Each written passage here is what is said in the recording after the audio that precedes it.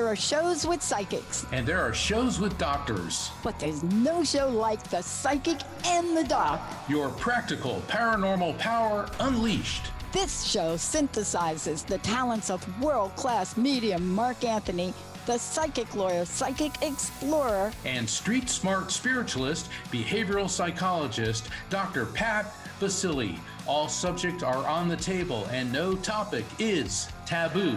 Inspiration, insight, action, and fun as Mark Anthony connects callers with loved ones in spirit, in tandem with Dr. Pat's fresh, no-nonsense, street-smart, intuitive insights. And she is hilarious. Extraordinary problems require extraordinary solutions, which may come from this side or the other side. This is The Psychic and the Doc, and it starts now. Welcome everyone to the Transformation Network. This is The Psychic and the Doc. I'm Mark Anthony, JD, Psychic Explorer, and I'm here with my amazing co-host, Dr. Pat Baccili. Yeah! We got a great show for you. The title of tonight's show is Sacred Astrology, and this is a very special week for millions, if not actually billions of people around the world. Last weekend was Passover, so for all of our listeners and friends and of the Jewish faith, happy belated Passover. This week is known as Holy Week for people of the Christian faith. Today specifically is Holy Thursday, and Holy Thursday was when the Last Supper occurred. The Last Supper was a Passover meal. Jesus shared a Passover meal with his disciples, his mother Mary, and then the following day he was crucified, which is known as Good Friday. And then on the third day, according to people of the Christian faith, he rose from the dead. And the point of the Psychic and the Doc, we don't tell people what to believe. We don't press one religion over the other. We're just acknowledging and showing respect for that. And whether people realize it or not, astrology plays a very big part in belief systems worldwide, including Judaism and Christianity. And Dr. Pat, you're very well versed in astrology. It's really cool because I'll get astrological time frames. Spirits will give me astrological time frames, and then you'll say, oh, well, so-and-so's a double Taurus with a Leo rising and all this. And I love the way you do that because it just melds so perfectly what we're doing here, which is helping people. Now, I don't know if I have Linda's picture or Jessica has it, but there's a picture of my dad that we're going to put up to just show you the impact of Virgo on my little baby face. And so I can't believe I'm doing this. I just can't. What I did was, in preparing for this, since we're talking about sacred astrology, and you mentioned Jesus, right? Yes. I went back and I thought, in my life, my childhood, and by the way, I had a past life regression, so I'm all like looking back at stuff. But I looked at different people, and I've talked about my family a lot, more on this show than any other show. But I talked about Mama Doris. Remember I said how beautiful Mama Doris was? Yes. Okay, but Mama Doris was an Aries. And believe it or not, in my past life, there's a whole story about that. But the Virgos, you got to see my dad. You know how I talked about my dad? Right? Right. I'm not gonna stereotype anything. You people, when you look at this picture, you can go on your own way. But what I want to say is Virgo has been a very influential sign in my life. Even to this day, Virgo is very influential. But if you take a look at the dad picture, look at that guy. Just look at that guy. That's Tony Baccili, and look at that little cutie patootie. Hello, that's me. But if you go back to that slide, you can see where I got my very intense disposition from. Look at Dad's face and look at my face. And Linda and Jessica know when they see that same little baby face turn out to be this adult person, That's the Virgo in me coming out. So today's show, we're going to talk about a number of different things. Look at that. See that picture's up on the screen? Now look, my dad has got that grin. So I get that sense of humor from the dad. And then that's me kind of in shock. Like, what are we doing, Mr. T-shirt guy?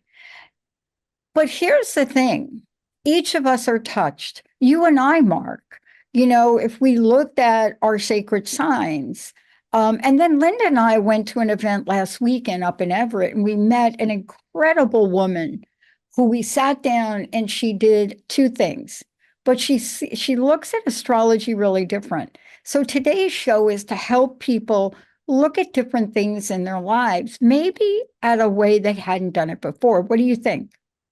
I agree. And if I may, I want to talk a little bit about sacred astrology. Please do. And what a lot of people don't understand is that in Scripture, there is no date for Jesus's birth.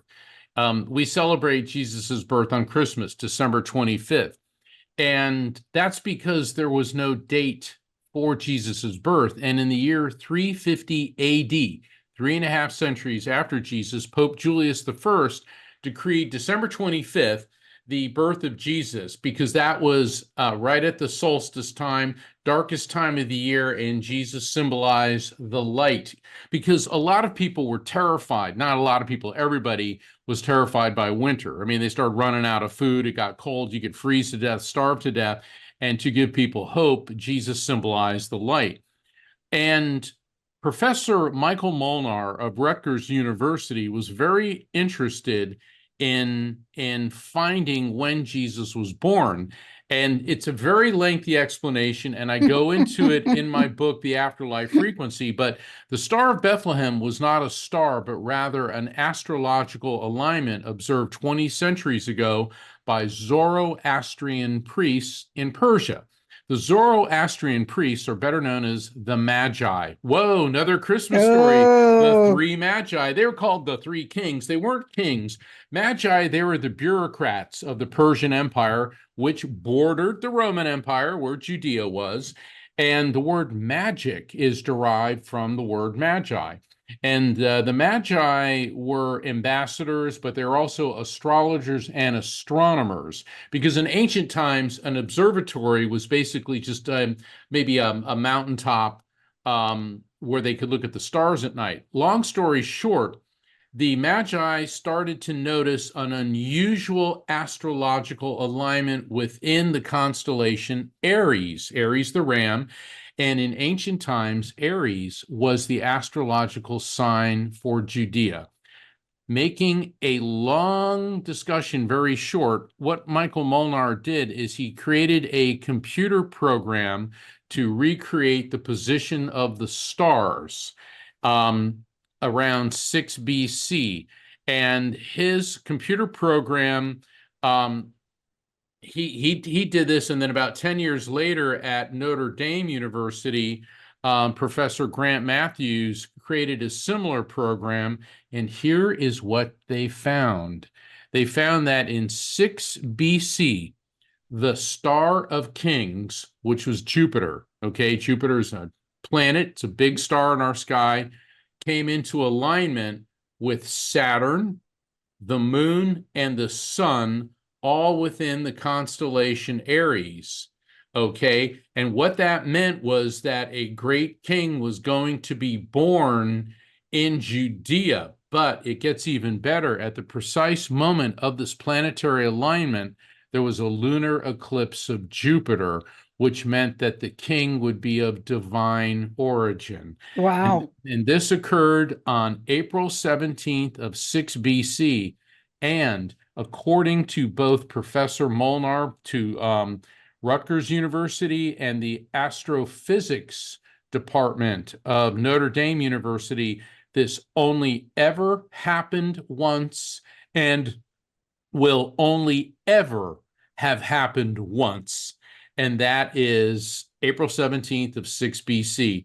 So I'm putting this out there because I think that is pretty pretty amazing. And It if that is. isn't sacred astrology, I don't know what is. Well, it is. And, when we look at this, Linda and I had this very interesting experience with a really esoteric astrologer last week. I can't remember, like maybe last week, but it was interesting the way she described me. And, you look at me in the world today, I'm still kind of like generally optimistic, but I have my moments. And there's a picture that Jessica's going to put up of Jessica. It's the one with me with my mouth wide open. That has never changed. It's my little brother and my two sisters. And if you look at these pictures, right, I wish I remember what we were doing, but if you look at that picture, that is so typical of me on the left with my mouth wide open, just absolutely wide open. And my brother is a little brother, and he's got his eyes looking at me like, you have lost your mind. Now, why is this an important picture? Because in this picture, you have a diverse group of people under different signs. And so what do each of these interactions mean? Now, for Jesus and what you shared with Jesus, I don't know I don't know if we know the birth dates of the apostles or Mary Magdalene or those people, but obviously that group came together in a sacred way on this day, right? I mean, this is the day, right? Didn't you say today was the day? Today is the day. The day is the day. So what does that make Jesus in astrological terms? An Aries. Hello. Right. And Aries is such an interesting sign when you think about it. And the reason I say let's think about it, because it isn't any one thing, Mark. It's like you said, it's like, what is it for us that we can look at and that we could know about ourselves in conjunction with the rest of the world? Because we're not on our own planet. We're not. We're not on our own planet. And the people that you just described that participated in the birth had to be of a unique combination. And I think you touched Certainly. upon that, didn't you? Right? Absolutely. And I mean, this is one of the lectures that I give, which is Sacred Astrology, and the subtitle is The Mystical Magi and the Mystery of the Star of Bethlehem, because there's so many implications to this. And think about it. If in fact Jesus was born on April 17th, there are also times when April 17th falls on Good Friday. Is it possible that he was both born and crucified, died on the same day? And so this starts bringing forth all kinds of metaphysical and theological questions. And certainly, I mean, at this point in time, we don't have a time machine, and we can't, necessarily go back to, April 17th of 6 BC to Bethlehem to find out. But based on so many factors and archaeological evidence, which is what prompted Professors Molnar and Matthews to look into this time frame. And they didn't just target 6 BC. Their computer programs looked at the whole era, in the years before, quote unquote, 1 AD, and it both led to this particular day, this particular astrological alignment. And like you said, Dr. Pat, and what we have seen through the readings on this show, through your experience, through your amazing life experiences, there are no coincidences. No. There are synchronicities. And Mark, sometimes when we look at things, we get in a little conundrum because we listen to like somebody saying something. Like, I don't think anybody would thought Jesus was an Aries. But then when you read about Aries, you understand, oh, that kind of makes sense. That kind of makes sense. But again, it isn't as, what is it called? One note. It isn't like one note about Aries. And so what do we know about Aries for a minute, just to play with it? And then Jessica, I'd like you to put up the picture of Mama Doris. I think you've got a couple. Here's what we know. It is the first sign. Okay, people were like, no, it's January. No. Aries is the first astrological sign. First, yes. Okay, no coincidence. First sign, Jesus born. Hello. And it's a fire sign. Yes. And so it makes sense that I could have learned something from Doris, Mama Doris. Why? Aries, and I'm a Sagittarius. But there are other people in my life. And what are the Sagittarians in my life? Which is Joan sitting on a lawnmower tractor, cutting her 4 acres. See, things are influenced. So it often leads us to wonder, Mark, how was Jesus influenced by the many sacred astrological energies around him? Oh, tremendously. I want to throw in something real quick. Passover Sure. and Easter always are in close proximity, and people, say, well, why is that? Well, Passover starts in the spring during the Hebrew month, the Hebrew calendar, the month of Nisan, when the moon is full. Okay, so right now we're in the month of Nisan, and for most Christians, because the Greek Orthodox, they have their Easter's like in a week or two from now, but for the bulk of Christians, Easter is always after the first full moon following the spring equinox. The spring equinox usually happens on March 21st. So that's why both of them, the Hebrew calendar is lunar based, and in this instance, the Christian calendar is determined by lunar activity. So once again, we have some sacred astrology going on here. I think it's interesting if Jesus were in fact an Aries. All the Aries I've ever known have been very hands-on, Mr. or Ms. Fix-It, good with tools, and Jesus was a carpenter. Okay.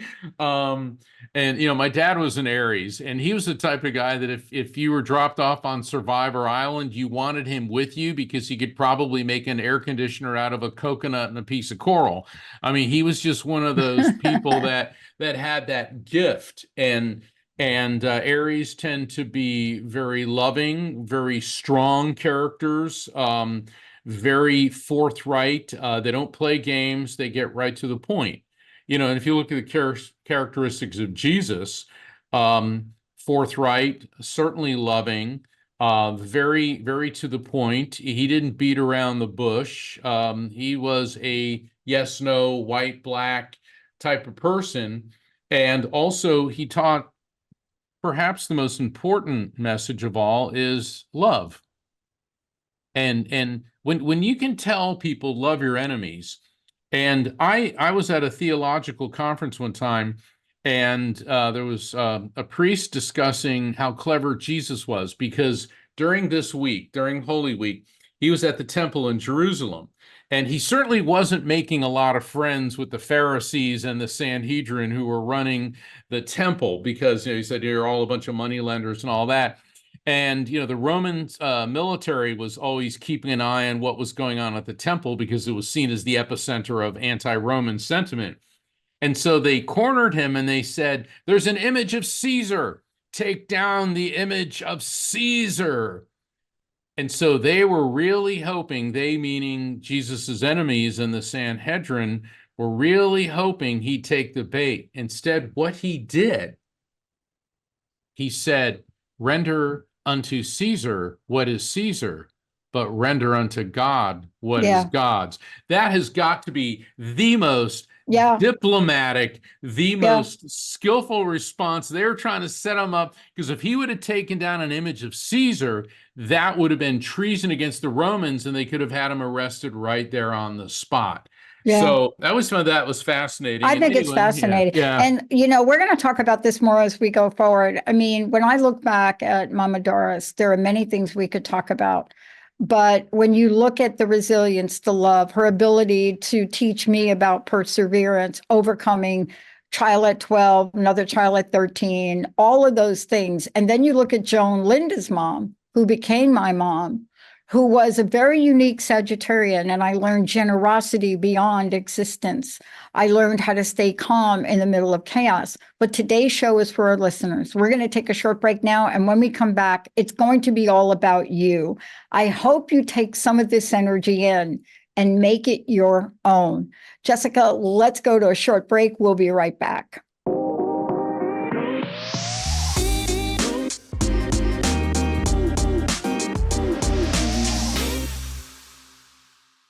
Welcome back. We're ready to kick it up. We're going to ride right through to the top because we're taking your calls. Jessica is at the helm tonight. Amazing, Jessica. And she's going to kick us off. Jessica, who is our first caller? Absolutely. We have Jewel calling in from Montana, my homeland. Jewel, welcome to the show. You're live. Hi, Jewel. Welcome to the show. You still got snow on the ground over there? Actually, it's trying to snow. I mean, it's not really sticky in here in Great Falls. All around me, yeah, but right here where I live, it's pretty though. Oh, I know. How can we help you tonight? Well, first off, I just want to say I'm Taurus Sun and Moon and Virgo Rising.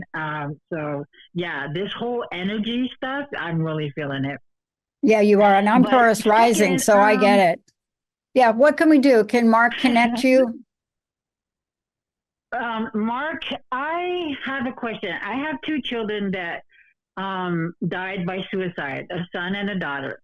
Okay, my question is, do we all incarnate into suicide at one time or another, and then how long do we reincarnate, or can we, or what do we have to go through? Wow, oh my God! Like, well, you know what? We're gonna have to do a whole show on just that question. That is a goodie. Well, it's really amazing, Jewel, that you're asked to talk about synchronicities. Earlier today, I was part of a discussion on with the Galileo Institute, which is based in the United Kingdom.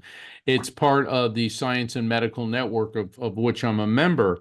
And we're talking about how many times can we or do we incarnate? And it's funny because some people are like, well, that's only 2 or 3 times. It's like, how can anyone be an expert on that?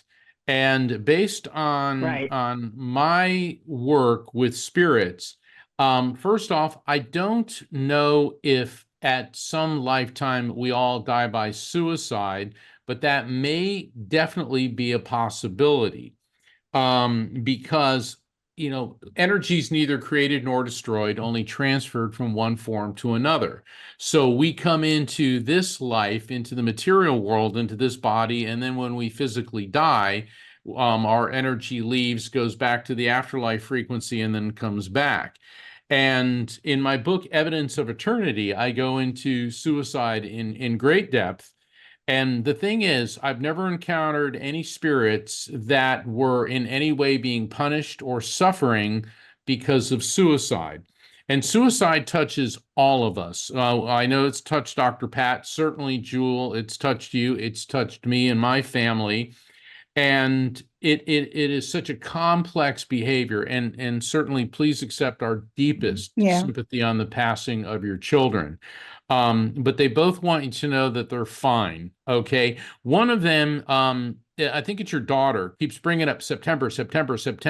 Now, September could relate to her, could relate to your son, or could relate to you in some other way. There could be a significant birth, death, anniversary, or event within September, or somebody, anything with September, Jewel? Not that I can think of offhand, no. All right, I want you to my birthday is next week. My son's birthday is a couple of days after my birthday. Her birthday's in March. I really can't think of anything in September. Hold on. Remember, it may not be connected to you or to them. It could be somebody else. And the other cool thing about September is one of my triggers for the educational field. Okay, it could be somebody connected to you that is in education, a teacher or going back to school. Why is September? Because that's usually when semesters start, and that's the association spirits make with me. So it could be something about education or something connected to you that may actually be coming up this September. Okay. Anything there? No, I can't think of anything. I mean, I just went through knee surgery. I'm trying to Wait, He's you waiting just to do went the through a back what? surgery, but Hold on, Well, back I up. also have to comment on this too. Yeah, go ahead. Yeah, what did you I just just say? And then we'll went go to through a Dr. major She went knee through a knee surgery. surgery, but she also said she was a Virgo. Yeah, Didn't you say you were Virgo? Virgo rising. Yeah, that's September. I'm Taurus. My birthday is the 28th. I know, Yeah. but you're Virgo rising. So your rising sign is like how we show up in the world. Like I show up like a Taurus a lot of times. September. Oh, Yeah, right. That's what I'm saying. Bada bing, Now you bada Virgo. Virgos everywhere, everywhere. All right. But now you're a Virgo rising. Now you still have to put September together, as Mark was saying to you. So we really want you to think about it, because I don't know what your birth dates of your other kids were, or anybody in your family, right? But Virgo is a Right. fascinating energy. And I want you to leave with this. Virgos are the most persistently detailed, get your back, make sure you know how to perfectly measure the distance in a spark plug. That was my dad. So what I think we're trying to say to you, there's something here, but we don't have enough time on the show to really get into it. Mark, is that correct? That is correct. And also, Jewel, there could be something coming up for you in September that you are not yet aware of. I get emails pretty much every day from somebody. We said that during the reading, didn't make any sense. And then 2 weeks later, it happened. Okay, so there may be something coming up for you in the Virgo timeframe, or rather in the month of September, which has an educational component to it. That doesn't mean you're going to have to go to a class. It could be some type of retreat or learning or some type of epiphany. So look to that. Also, they want to leave you with a bunch of cherries. Now, I mean, I like cherries. I think everybody likes cherries. Cherries are cool because that could be a trigger for the month of February, birthdays, anniversaries, or events in February. But it could also be a name like Cherry, Sherry, Gary. It could be or Terry. It's with that ERRY. But they're showing me cherries, like a bunch of Bing cherries. All right, if I say cherry, Jewel, don't worry about how it applies to your children. I want you to think, what does cherry or cherries mean to you in any way? First thing it hits you. My son named Terry. That's the first thing, like Terry. Boom. There you go. Okay. So that he gave us his name. You got to realize the way I hear names and the way I hear things, it's not the way we're hearing with our external ear. I'm hearing it in my mind's ear, and it's a vibration. So his name was it Harry or Terry? What was his name? It was Terry. Terry. Yeah, that's what I'm saying. Cherry, the ERRY, Terry. So they're giving me cherries to get me close to when Terry. he was little, I used to, the Charlotte's Web, where that duck is always saying ERRY. Like, I used to call him Terry. That's how I would say his name when he was a baby. And there funny. You go. So now we know this is him. Also, what Dr. Pat said about the Virgo rising and the personality traits, and also with there could be something coming up of a learning. These are messages of an explanatory advisory nature, but then when spirits immediately follow that up with an objectively verifiable fact, like Terry, in other words, his name is Terry, the verifiable fact of your son's name is how the spirits, in this case your son and your daughter, are letting you and I know we have properly received and interpreted the message. Oh, by the way, you're going to have a full recovery and you need to look forward to September. Boom. That's how they want to leave. Thank you so much for calling in. Thank you. Thank you, Jewel. Thank you. Boy, that was a workout. Thank you so much. That was a good workout. I know, my gosh. Jessica, who do you have next? Absolutely. Let's go to Linda from Florida. Linda, you are live. Hi, Linda. Welcome to the show. How can you? Hey, how can we? I think I was going to get through. Thank you for sharing. I appreciate it. I guess I'm just going to make it real simple. I wanted to know. I'm like stuck. I feel like I'm in a black hole. And I've talked to you before. I'm the lady that had the situation at the hospital. Yeah. And I've been praying and meditating a lot, where I'm almost paralyzed, where I don't do anything but pray and meditate. I don't understand why I'm alone and lonely, when I've always wanted to, not that I had to, take care of people. And my birth sign is Virgo. So I just don't understand the last That part says of it my life. all. That's going to guide you, though. So what is your challenge?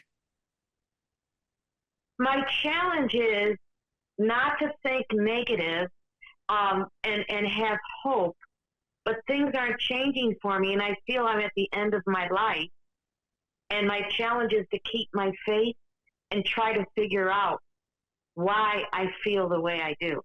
Oh, If I may, go for it, Mark. I think you stated everything beautifully. Having hope, staying positive, and you feel that you're like you're at the end of your rope. And it's very easy to go through times of doubt, but how can you have doubt without faith? Mother Teresa, now Saint Teresa of Calcutta, we think of her as this amazing woman who spent her life ministering to the poorest of the poor, the sickest of the sick in Calcutta, India. And she went through years of her life having doubts that God even existed. Since this is Holy Thursday, and according to Scripture, on the cross, Jesus cries out, my God, why have you forsaken me?" Now, you're in very good company, Linda, if you're having doubts. Jesus on the cross had doubts. Mother Teresa, a saint who existed in our lifetime, had doubts. And the journey through faith is difficult. Look, if being faithful were easy, everyone would have faith. It's like, if being fit. I used to have this ex-forced recon Marine for a personal trainer. And one day I was going, this is really hard. And he gave me that Marine Corps look like, ugh. If being fit were easy, everyone would be fit, and it's like, he made a good point, and that applies to faith as well. So it is always darkest before the dawn. So my advice, and then I'll turn it over to Dr. Pat, is keep doing exactly what you're doing. Keep the faith. Yeah. So let me ask you two questions, and I'm going to give you a little advice. Faith and fear cannot coexist. If you're in one, you're not in the other. And fear shows up when you're trying to figure things out, not faith. And so if you're praying for a thing instead of praying gratitude for the thing that you want to come to you, you're praying in a place of lack. Do you understand what I'm trying to say?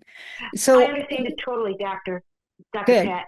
Because So- I have gratitude for everything. Yes. I don't lose track of that. Even if Okay, buying then groceries, let me try to help I you. thank I'm gonna, God, I know, but I got to help you real quick, because faith doesn't figure out why. Okay. I know. I mean, aren't you glad you called in for that little 3-second bit of information right there? Faith does not ask why. Am I making sense? You can always jump in and disagree with me, and I can be clear. No, Sometimes I agree with you. Okay. I think faith is an endurance. You have to. Faith is hard to hold on to sometimes, and I understand that. And I realize gratitude is also. Having gratitude is a blessing to me. I believe that. Yes. So I'm going through a major test in my own life. And what I realize is the old me when I was younger would be why, okay. And I don't want, but now I ask, please, I'm gratitude for you giving me the knowledge of how. I want how.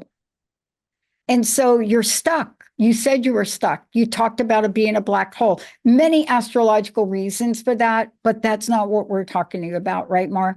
We're talking with you about the fact that you're putting faith and fear in almost like a two-step dance.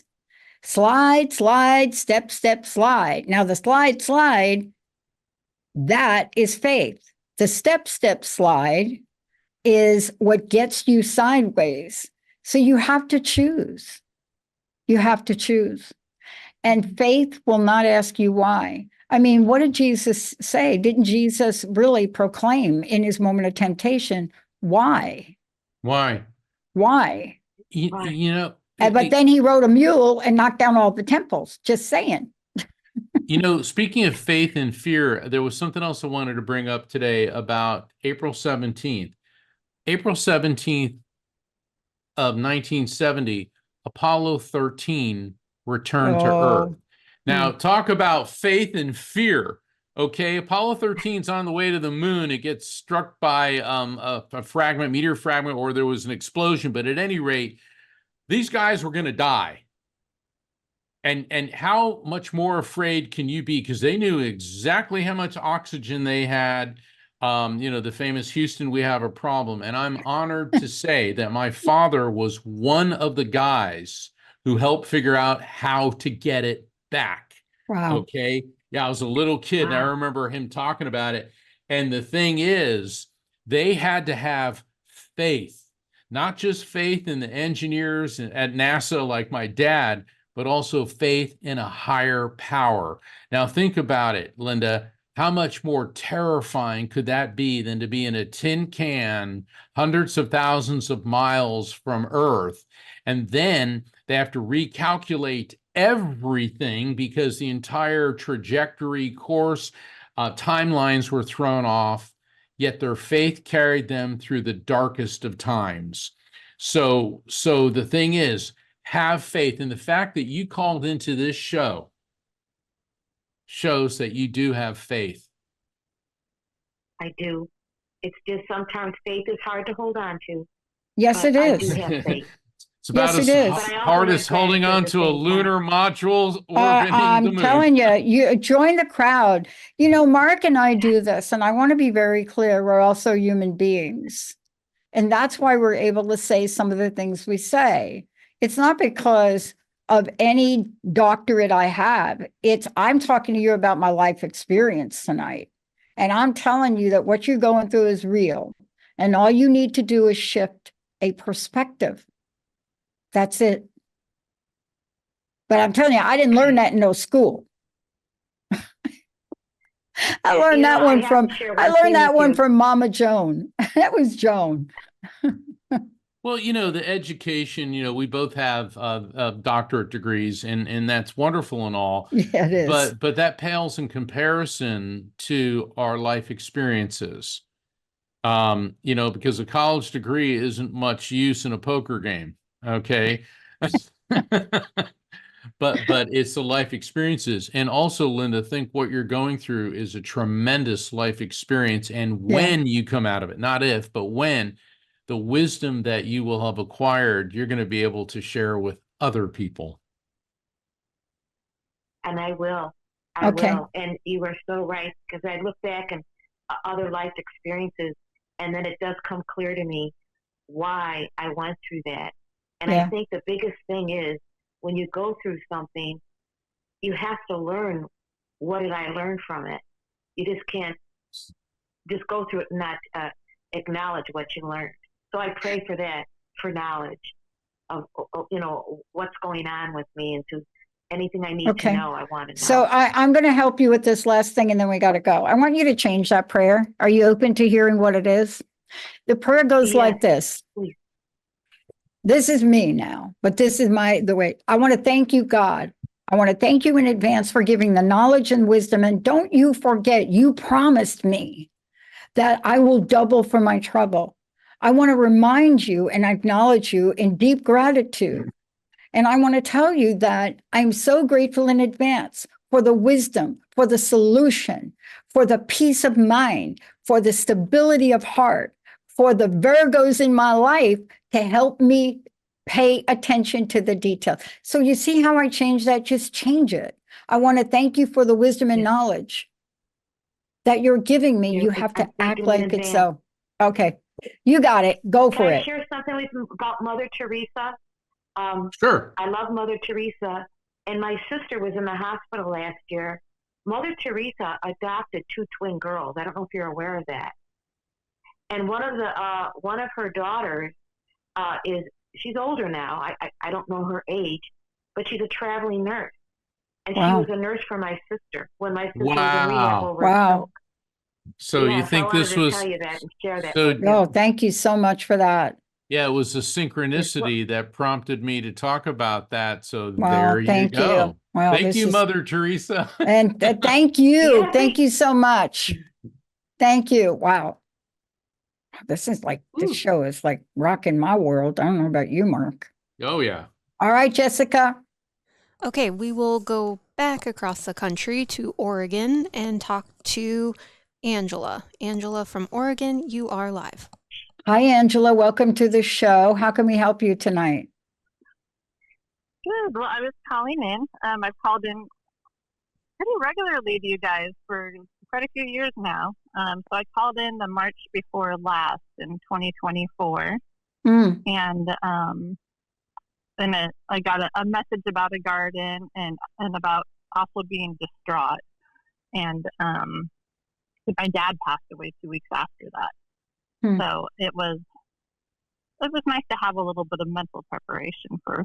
I wasn't sure if it was for me or for my friends, but anyway, I'm a Virgo, by the way, born in September, so you might have been picking up on some of that and thinking about going back to school too. So, Oh, wow. That's so funny you mentioned that.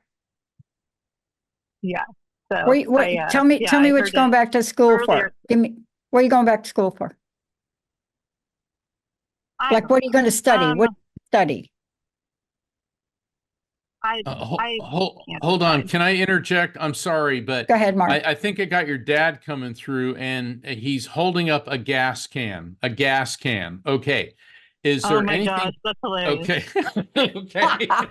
Sorry, Dr. Pat. I didn't mean No, but just like, get me the waving gas can. You gotta show her Let's the get the can. gas can. Okay, there's obviously something about running out of gas or gasoline, gas can. What's the connection with the gas? Well, I had before my dad passed away, I'd just gotten another car, and the gas gauge wasn't working. And I ran out of gas like 3 times, and so he came and brought me gas like those different times. And he's passed away now, and he taught me how to change my oil and work on my car, and there's a transition there when somebody is your support system. I've changed my oil by myself plenty of times, but changing it the first time without my dad being here on Earth was still difficult. And then I needed to change my brakes, and I had never done that without my dad's help. And it'd been a long time since I'd done it. And so I was kind of maybe feeling a little bit sorry for myself, sad that I didn't have the support or whatever. The message from him with the gas can is he said he wants you to remember that because he gave you the skills for you to walk on your own 2 feet and stand proud. And he said, not only do you do that, but you make me proud. And he said in his last moments, he said there was such a tenderness. And I get from him that when he transitioned, there were no unresolved issues between the two of you. I'm getting love. I'm getting laughter. He said, I had a life well lived, and you were a big part of why my life was so wonderful. And now, I mean, I don't mean to laugh, but your dad gives me interesting things. He's handing you a bowl of oatmeal with raisins and cinnamon. And he said, but cut back on the sugar. What's up with oatmeal, raisins, and cinnamon? Well, we both hated cinnamon. So it was kind of an ongoing joke, but yeah, and the oatmeal is actually really good for my I have blood sugar issues where actually my blood sugar is low a lot of the time, but oatmeal is really helpful for keeping it level. Yep, ergo cut back on the sugar. And oatmeal is good for diabetics because it's very low on the glycemic index. It breaks down slowly in your system, and cinnamon helps regulate blood sugar levels. Bada bing, bada oatmeal. So your dad, he may be in spirit, but he's looking out for you. Yeah, we both had we had opposite blood sugar issues, but oatmeal is both helpful for both of us. But yeah, it's been an interesting journey with you guys. too, like over the years, kind of just checking in with you. And I know that Yeah. you seem to keep on coming across this special like ministry towards people who are in crisis or dealing Yeah. with suicidal thoughts and stuff like that. Yeah. And I mean, you guys have been showing up in my life at different times and helping me through those times. So it's been a beautiful ministry that you guys have. And Thank you. even the reading was at the March Before Last. I misunderstood who was coming through because I had forgotten that I had an aunt that was on a ventilator. And just to cut back in case anybody wants to listen to that episode, you had brought up a blue car, and it was my grandfather coming through. And, I went and asked my mom, I said, did you have, what kind of car did you have growing up? And she mentioned a different car. And I said, did you have another car? She said, well, there was this blue car. And I just remember that conversation with both my parents right there, and looking at my dad. And then, he was gone a couple of weeks later. And so sorry. Yeah, it was. Yeah, I'm sorry. But it was nice to kind of, like I said, have a little bit of warning, because you were talking about distraught. And then later on, I was thinking about my aunt, and my dad ended up on a ventilator in a very similar situation to how my aunt had passed. And I was like, that makes sense that she was the one coming through and kind of giving me a little bit of a heads up there. So really appreciate everything you guys do. Well, you're always welcome. And I have an observation, because my dad was a mechanic. And did you hear me joke about it? And I put up his picture, but I joked about it. And my dad was a Virgo mechanic. And a Virgo mechanic, if you're my dad and you're a Virgo mechanic, if you don't get the space in the spark plug measured just right, he teaches you a strange lesson. Now, my dad also had a crazy sense of humor. So the day I didn't do that, he took my car that I was building with him out on a ride, drove down Huntington Avenue in the Bronx, and the entire engine was on fire. And I said, what happened? He said, I just wanted to teach you a little lesson about how to measure. I'm like, are you kidding me? You blew up my car. And he just laughed. But, those moments, here's what I want to point out. Do you know everything we talked about so far, and then the previous readings was about a car? Have you picked up on that? So people, that's what I thought was kind of funny. I think it's funny today, because sometimes people get food, or Mark will talk about cherries or roses, but there's something symbolic in the car thing.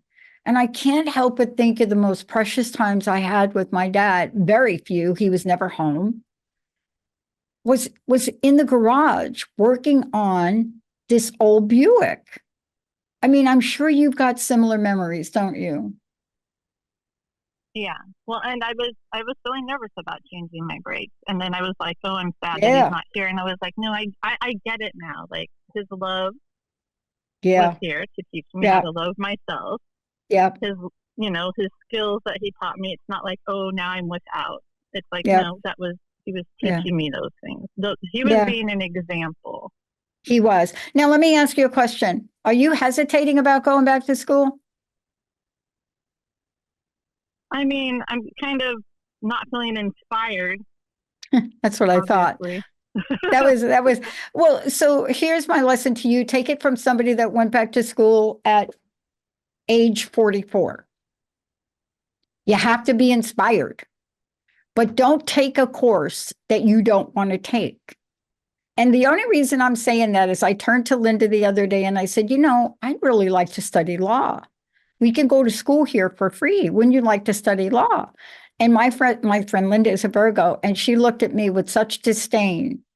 Like, seriously, that's what you want to go study? Hello. So please enter into your heart and make the decision from your heart. And one of the decisions may be, I don't really want to go back to school. The way Linda gave me that face, right? So think about it, find what's in your heart, and then pursue that. Okay? Yeah. Well, thank you so much for calling in. Oh my gosh, I just love you. Thank you so much. I love the whole audience. We have the best audience, Mark. We do. Do we have time for another call? Yes, we do, Jessica. Yeah, you've got 4 minutes. So let's We'll go quick. Oh my okay. gosh. Let's bring on Sarah from Wisconsin for 4 I minutes. got a hot flash. Sarah, you're on. Sarah, how can we help you today? Do you want me to connect you right away with Mark here? Hi. Well, I'm having a chronic health issue that hasn't responded well to conventional treatments, and yeah, I'm wondering if there is a genetic connection back to my mom's side of the family. Okay, I just want to tell you, Mark and I Yeah. are not medical doctors. So Yeah. having said that now, Mark. Sure. Yeah. Here's the Understood. thing. Yeah, Thank my guides are telling me that this is not the right venue for you, and that you have to find the right doctor. And I'm sure you've been through several. But Dr. Pat, do you have a recommendation? I do have a recommendation. Mary Jane Mack. Go to her website, maryjanemack.com. I don't have the phone number up here, but if Jessica could find it for me, I will announce it. And she has been my practitioner for 15 years. She is a medical intuitive, and she suggests something called nutrition. And I want to tell you what it is. It is the most highest quality. I don't like the word supplement, but she will zone in on a part of your body to start out with and say, this is working for you. She will test your environment. She will test what you're doing. And she is a great place to start. It's non-invasive. Okay. That's what I'm saying. Yeah, definitely do that. Yeah, Oh, we got it there. Hold on. Is that the number there? Jessica, what's the number? Oh, there it is. 888-777-4232. 888-777-4232. And when Nancy answers the phone, say Dr. Pat sent me. And I don't know why. Okay. And just start. All right. You have to start at a place. Okay. And if it doesn't work out, Okay. we've got more solutions. Okay. Thank you. Thank you. Okay. Thank you. Well, I got an adjustment from Mary Jane a week ago, and she puts me on this special Life Pro machine, which is electromagnetic. I can't even believe I'm talking about that. I'm like this girl from the Bronx that didn't know anything about this stuff, Mark. I mean, you're way like more well-rounded. But I sat in that chair holding these two electromagnetic things, right? And she tests your body and the body parts. And at the end of it, she looks at Linda when Linda says, when do we have to come back? And Mary Jane looks at her, you need to come back for her. She needs to get in here and I need to work on her, meeting me. So I'm very grateful for that. And she works remotely, so you don't have to finish. But Mark, what's your personal message? You've talked about a lot today. What do you want to bring us home with? I think this week is a time to reflect on the suffering that everyone has to go through, and that a crisis of faith is part of the journey of faith. Suffering and hardship is part of life, but we have to stay true to our ideals, true to our faith, and keep moving forward. And if there are any lessons from Passover, from Holy Week, it is those lessons. And I think the greatest lesson of all is love others as you love yourself. Thank you, Mark. And I want to thank Jessica for filling in at the helm here for Nat. Thank you, Jessica, because you are masterful at what you do. I'm very grateful for you as well. And I want to thank the people behind the show, Rocky and Linda, Jessica, all the people that make this happen. But you all, you're the reason Mark and I show up every week. Right, Mark? Absolutely. Thank you, All right. everyone. And have a blessed weekend. Thank you. Hey, everybody, thank you for tuning into The Psychic and the Doc with Mark Anthony and me, Dr. Pat Baccili, right here on TransformationTalkRadio.com. Hey, look, come back next week so we can explore with you more of life's many challenges and learn from fascinating guests. And you know what? Even Mark and me. We'll connect you and discover insights from people in this life and from the afterlife. Extraordinary problems? Yeah, they do. They require extraordinary solutions. But step into the world of possibilities with us on The Psychic and the Doc. That's every Thursday, 4 p.m. Pacific Time, 7 p.m. Eastern Time, right here on TransformationTalkRadio.com. That's TransformationTalkRadio.com. And don't forget, we're also live face-to-face on Facebook.com, Transformation Talk Radio.